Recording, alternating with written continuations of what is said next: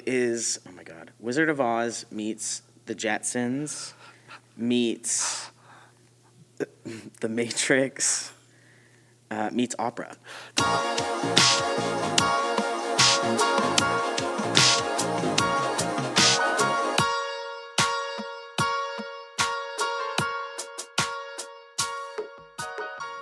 Hello and welcome everyone to another episode of the QT Cast, the Queer and Trans podcast for the Queer and Trans Research Lab at the Bonham Center for Sexual Diversity Studies. In this special behind-the-scenes episode, you'll hear from Teiya Kasahara and their amazing team of artists as they workshop the fantastical operatic journey that is Little Miss Gender.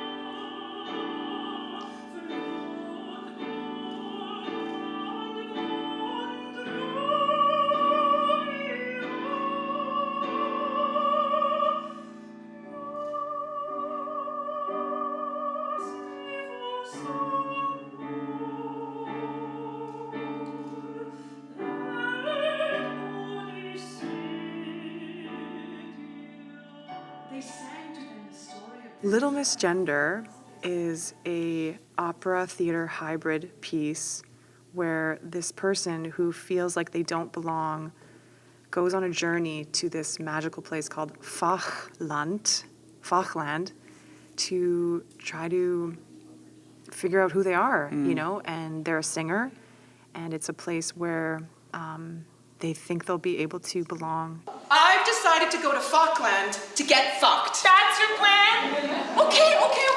Let me explain. Good luck with that. Falkland is the place where singers from all parts of the universe go to voice in the most glorious works of art called operas. Early in June 2022, Little Miss Gender underwent a first phase development workshop on the script, music, and design elements. At the end of this 2-week workshop period, Little Miss Gender showcased a live, invite-only performance at the Tankhouse Theatre. In this episode, you'll also hear small clips from that initial live showcase, as well as some BTS material from rehearsal. I visited the Team 1 production day, 5 days out from this first live show, and chatted about Little Miss Gender and its inception. I spoke with creator-performer Teiya Kasahara, director Sadie Epstein-Fine, performer Lee Stone, stage manager Rafael Daunt, sound designer Steph Raposo, and animator and illustrator Maddie Garces. The pianist for the show is Trevor Chartrand, whose beautiful music you'll hear in the clips of Little Miss Gender, and shout out as well to lighting designer Emerson Kafrakowski. As always, you can check out our episode notes for more information. Stay tuned and get swept away by Little Miss Gender. No, like this. Higher. Smile more. More smile. Smile so it hurts. Lift it. Lift the palette. Soft palette. Softer. Hi, my name is Teiya Kasahara. My pronouns are they and them, and I'm the creator of Little Miss Gender, and I'm also performing in it. That's so exciting. 5 days out, right? Yep, here we go. How are you feeling? Excited, you know, like this workshop process has been about experimentation, play, trying things out, getting messy, making mistakes, because there is where the magic kind of lies, where we can find ideas and build off of each other's imagination, you know?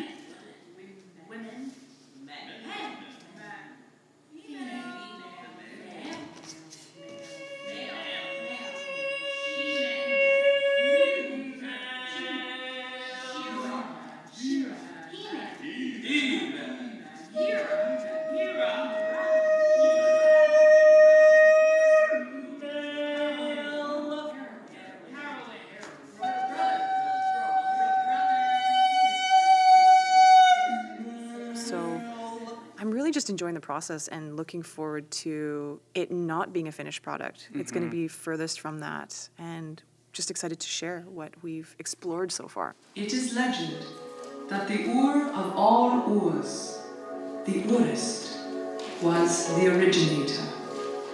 Der Ursprung, die Mutter aller Fächer, the mother of all voices, the one who gave birth to song. This is the legend of the Maker. The Maker possessed the burden of singing for everyone, at anyone's beck and call.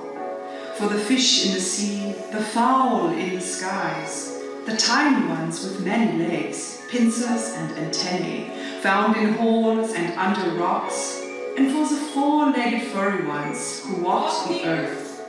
They sang and sang and sang, always answering the calls, responding with a glorious, melodious voice that erupted from their lungs. Every day and every night, the creatures would call.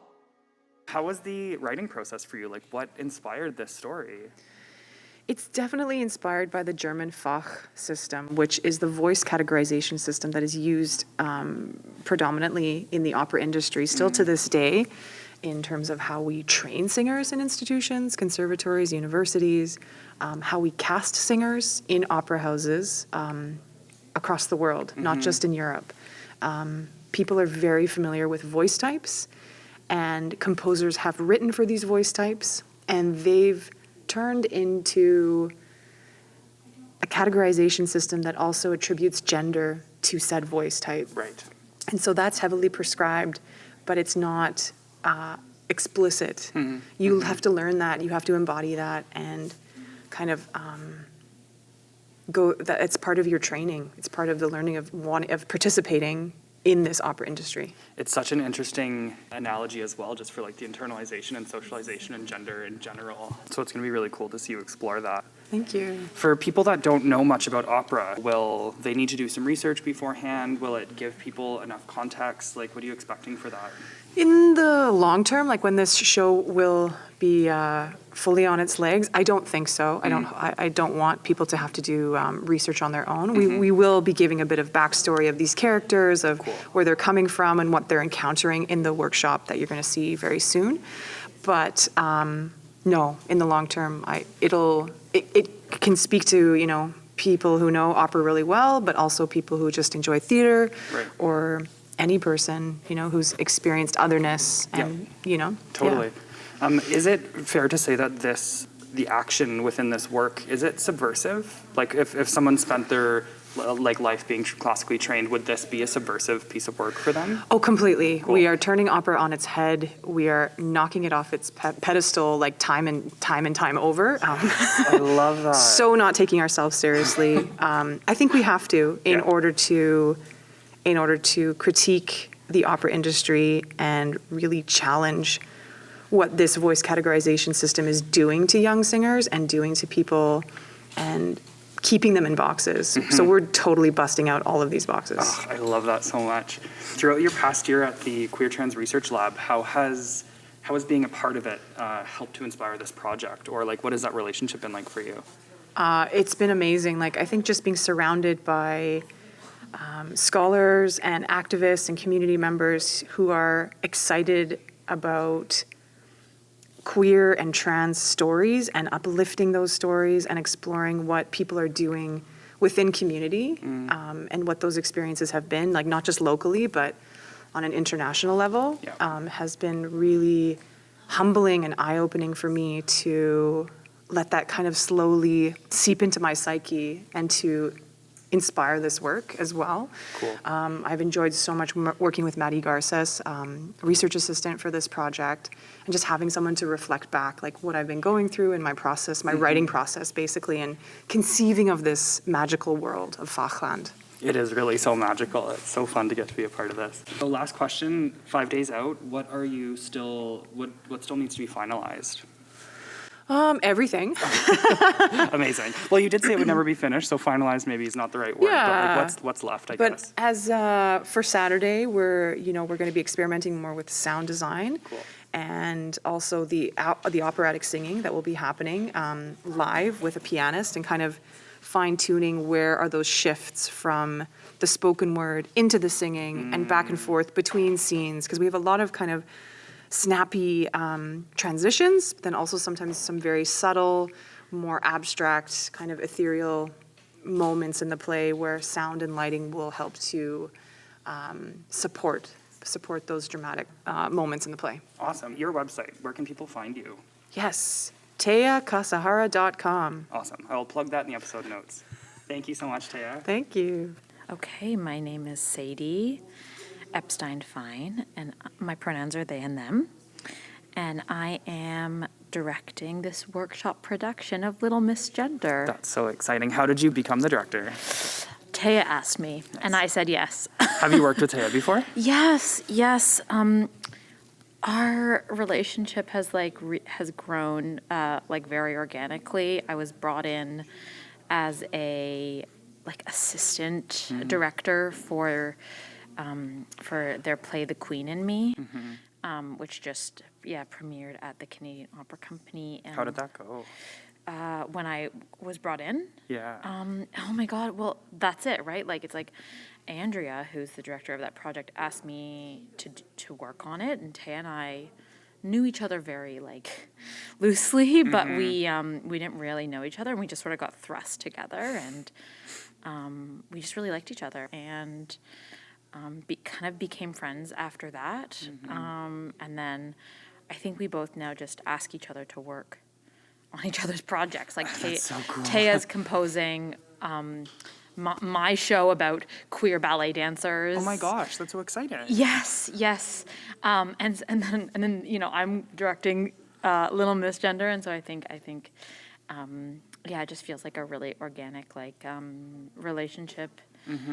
But also based on we get each other in a lot of ways, Totally. and what our experiences are, and we both grew up in classical art forms, and so understand what it means to love a form, and also feel repressed by it. Yeah, there's no space for you almost, eh? Exactly. Yeah. Exactly. Well, the work that you're both doing is so important, creating these spaces. Even just being in this room with all these queer, transgender, non-conforming people, I'm like, oh, I feel safe. I know. Can let my hair down. Yes. Right? That's exactly how it feels. And actually, Teiya and I were a part of, trans incubator space through Nightwood Theater a few weeks ago. And we both sort of noted how that was the first trans only space we had ever been in. Wow.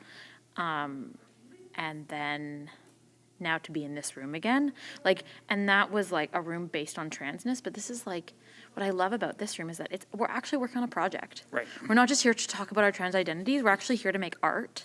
Yes. And that comes first. Yes, I love that. But the fact that we're all trans makes the work easier. Yeah, right, and showing up authentically is easier, right? Exactly. So beautiful. What about this project are you particularly excited for or challenged by, or both? Oh gosh, I'm excited and challenged by so many of the things, so many of the same things. How queer. Yeah, exactly. I'm excited. It's funny. It is really funny. It's so funny, and I basically exclusively do comedy. Cool. For me, that's really important. Cool. Well, and I always say I'm right for this project, not just because I'm trans non-binary, but because I know comedy. Right.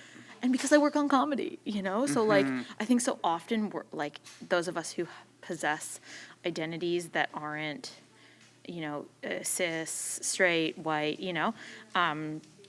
I think so often we're called into rooms because of our identities, but not because of our skill sets. Yes, absolutely. And so I have been trying to say I'm right for this project because of my skill set. Yeah. Because I am a technical, not master because I don't believe in mastery, but I am technically skilled at this thing. And that comes first. That's important. Yes. Yeah, and that for me has been really important on this project. And so I love that it's funny, but also this world is wild. It's wackadoo, and the world you're creating. yes. Yeah. Well, the word that is in Teiya's head. Miscreant. Maybe too harsh. Mischievous. If only you paid closer attention. Misgender. Nailed it. Something is missing. So go and find it. So, I've decided to go to Falkland to get fucked. That's your plan? Okay. Let me explain. Good luck with that. is fantastical, and it's like both so magical and so challenging to create sense, to find sense in the nonsense. Yeah, right. Yeah. And humor there, and have your meaning come across. Like, Totally. Yeah. Because also, I mean, as you like, I think as people are discovering, right, is like when you actually hear the play out loud, like it's funny, but I think if you first read the play on the page, you see how serious it is, right? And that it's based in something that is so real and so felt, and so it's like also finding that through line through the nonsense and through the comedy comes this like actual like person who is like deeply traumatized by the world that they live in. Right, absolutely. And not to like generalize, but so many queer and trans people I find, at least that I know of personally, like you have to take the shitty things and make it funny as a coping mechanism, right? Like it's just such a big part of so many queer and trans people's identities. It must be awesome to get to work on that. Yes. Yeah, I mean, that's sort of all I do. That's like, Period. I would say that is my, like, that's my MO. That's amazing. Is like making humor out of the trauma of queer trans It's people's so lives. important. What else are you supposed to do? Just sit there and cry? I know. Like sometimes. I mean, but yeah. Not Well, always. this is a cry positive space, I as love you that. know. I love that. A little tear for me. Yeah. Well, I mean, we've already had tears in this room, and that's been important. It's beautiful. You know. Yeah. And I revel in that. But I also, yes, I am a big believer in the like, you can cry or you can laugh. Yep. And I always choose to laugh. Yep. But I understand that that's not, you know, like both are important. Absolutely. Both are important. Sometimes I do both at the same time. I mean, yeah, right? You know. Yeah. My name is Lee Stone. My pronouns are they, them. And I am a performer, one of two in this show.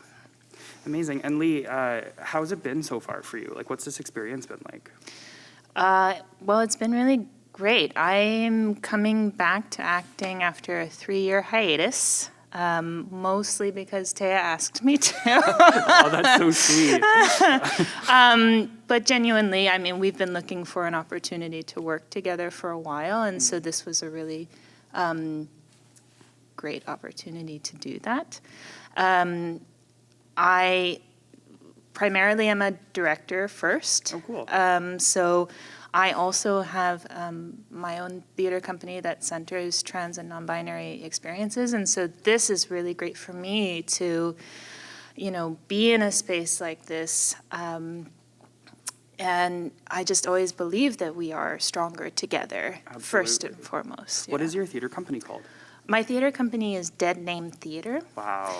And our debut show will be next June, which is really exciting. That's so exciting. It was meant to be this June, which would have been much too much. So Absolutely. very happy to be present in this space. And, you know, learning from fellow creatives and collaborators and, working really hard to be present with this process because it's a short one. Absolutely. I really want to keep our listeners posted for your show next June. Oh, thank you. I would love to touch base again. And just one last question for you. What drew you to this project? What kind of made you come out of your hiatus for this? Honestly, it's a devotion and dedication to Teiya's work. I think they are brilliant. I think they're paving the way for a lot of us. And, you know, any contribution I can make to their success, again, is a success for all of us. Besides being one of my dear friends, you know. Of course, yeah. And, I mean, genuinely, I was reflecting the other day when we checked out, I was feeling very raw and very vulnerable. And I was reflecting on how it is the first space as an actor that I've been in that is trans, non-binary centered. Wow. Like almost entirely. Yeah.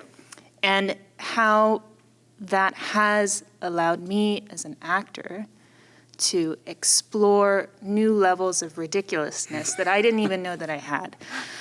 Because I feel safe. I feel safe to fall hard, and I trust that I will be caught and held and then pushed up again to try again. I love that. And I don't know. Part of me doesn't want the rehearsal process to end. Like, I know at some point there will be an audience in here, but I've found such joy in the play. It's been so special, and I'm really grateful to be part of it. That's so beautiful to hear. Thank you. I was also biting my tongue, trying to make a fuck up, like, pun the whole time. Like, I want to fuck it up. I'm excited for everyone to check this out. Yeah. Thank you so much, Lee. Yeah, well, thank you. Hi, I'm Steph Raposo. My pronouns are they, them, and I am the sound designer for this workshop. Amazing. What does that entail, being the sound designer?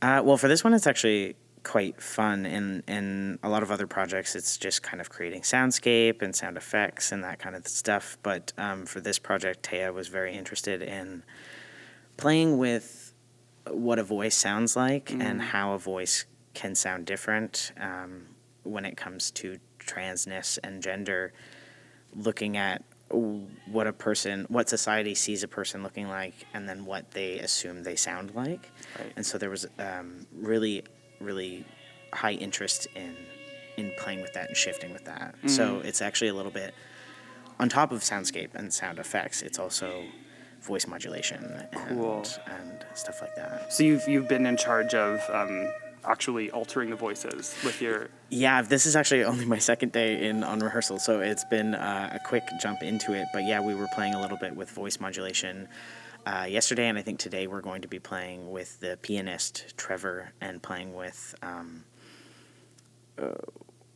combining voice modulation with also synthesizing piano. That's so classical fascinating. music and operatic music. Oh my gosh, are you excited? I'm really very excited. It's not like anything I've ever done before, and it's kind of right up the alley of what I imagine to be the most interesting kind of sound design opportunities.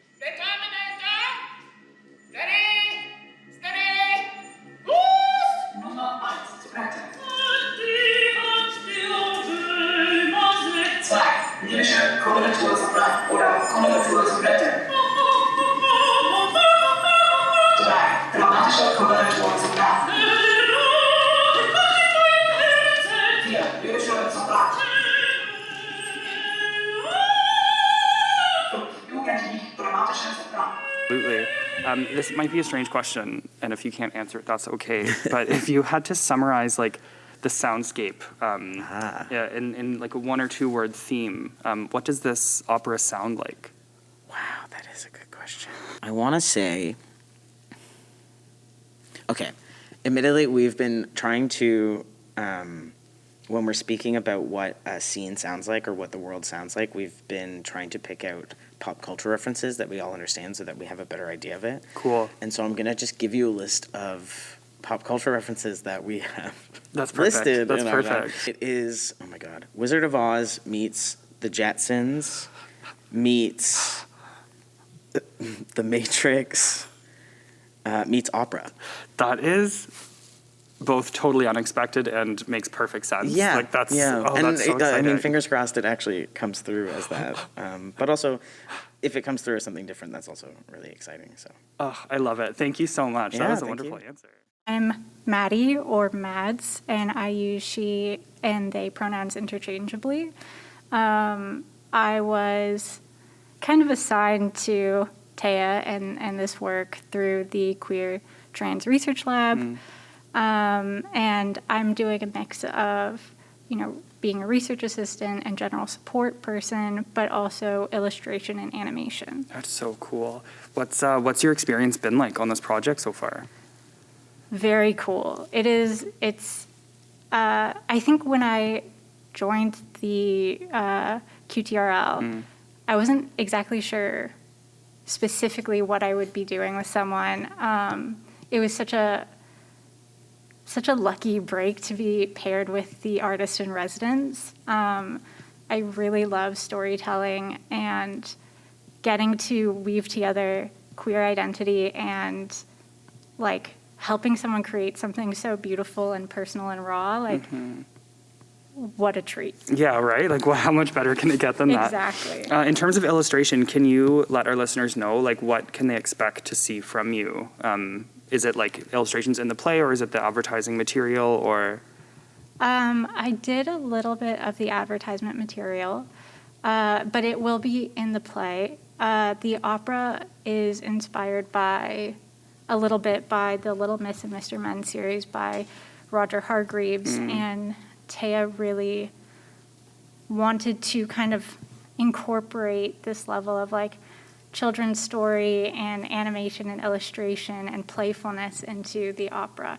So I'm doing a bit of animation and illustrating things like posters and billboards and stuff like that. And you are one of our undergraduate research assistants at the lab, right? Yes. That is just the work that you're doing in your undergrad is so fantastic.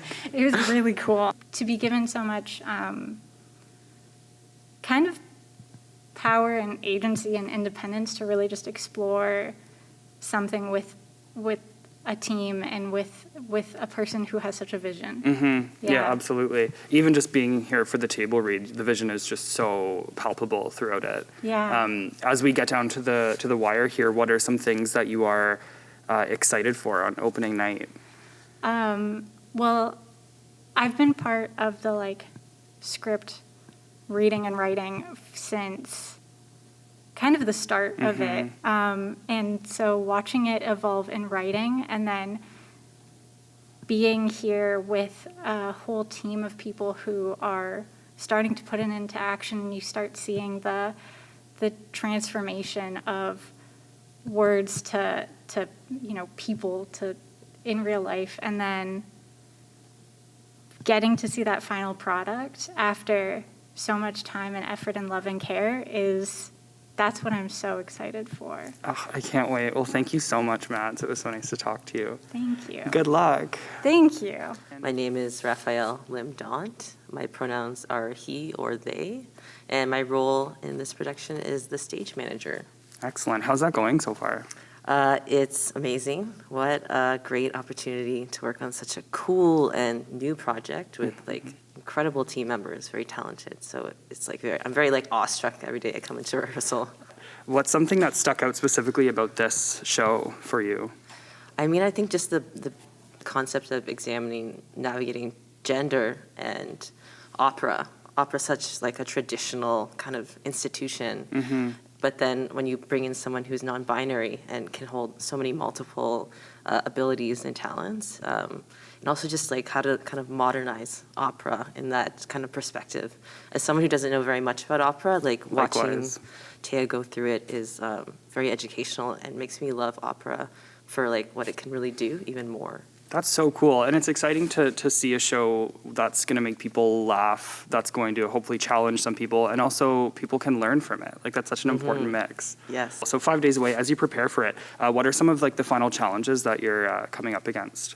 The final challenges will be, since we've only had, it's a 2-week workshop, we'll be blocking and getting those cues down as tight as we can, but I think it's a pretty generous space in terms of not putting so much like strict concepts that we need for the performance, right. But just getting everything in time to show people the best possible version of this show. Amazing. Okay, well, thank you so much, Rafael. It's wonderful.